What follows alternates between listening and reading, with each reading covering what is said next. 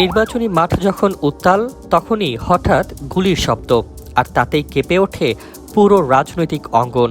আসন্ন ত্রয়োদশ জাতীয় সংসদ নির্বাচন সামনে রেখে প্রার্থীদের নিরাপত্তা নিয়ে যখন উদ্বেগ বাড়ছে, ঠিক তখনই ঢাকা ৮ আসনের স্বতন্ত্র প্রার্থী শরীফ ওসমান হাদীর ওপর সন্ত্রাসী হামলা নতুন করে আতঙ্ক ছড়িয়েছে। কিন্তু এই ঘটনার পর সবচেয়ে বিস্ময়কর প্রতিক্রিয়া এসেছে সীমান্তের ওপার থেকে। নতুন এবং ফিরে আসা গ্রাহকদের জন্য নগদে চলছে ক্যাশব্যাক সহ প্রতিদিন হাজারো উপহার জেতার সুযোগ। হবে আশা আর ফেরা সারপ্রাইজ সেরা। সরকার ও বিভিন্ন রাজনৈতিক দল হামলার তীব্র নিন্দা জানালেও পতিত স্বৈরাচার শেখ হাসিনার দল আওয়ামী লীগ এবং ভারতের উগ্র হিন্দুত্ববাদী অনলাইন অ্যাক্টিভিটিস্ট একটি অংশ উল্টো উল্লাসে মেতে উঠেছে। সামাজিক যোগাযোগ মাধ্যম এক্স এ ভারত থেকে পরিচালিত একাধিক অ্যাকাউন্টে হাদীর ওপর হামলার পর শুটারকে নিজেদের এজেন্ট দাবি করে প্রকাশ্যে আনন্দ প্রকাশ করা হয়েছে।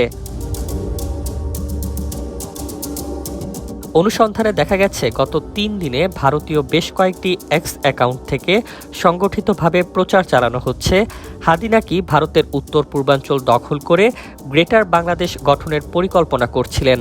এই মনগড়া অভিযোগকে সামনে এনে হামলাকে প্রয়োজনীয় ও ন্যায্য বলে আখ্যা দিচ্ছেন তারা। ভারতীয় সাবেক সেনা কর্মকর্তা অবসরপ্রাপ্ত মেজর মাধান কুমার এক্স পোস্টে দাবি করেন, হাদী ভারতের জন্য হুমকি ছিলেন। একই সুরে বিজেপি ঘনিষ্ঠ একাধিক অ্যাকাউন্টে ধুরান্তার হ্যাশট্যাগ ব্যবহার করে হামলাকারীদের ধন্যবাদ জানানো হয়। কেউ কেউ ভারতের গোয়েন্দা সংস্থা র এর প্রশংসা করে চলচ্চিত্রের দৃশ্য যুক্ত করেছেন।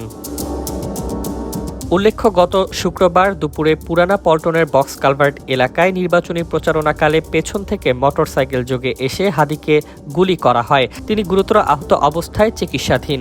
হামলাকারীদের শনাক্ত ও গ্রেপ্তারে পল্টন থানা, র্যাব ও ডিবি সহ একাধিক ইউনিট অভিযান চালাচ্ছে।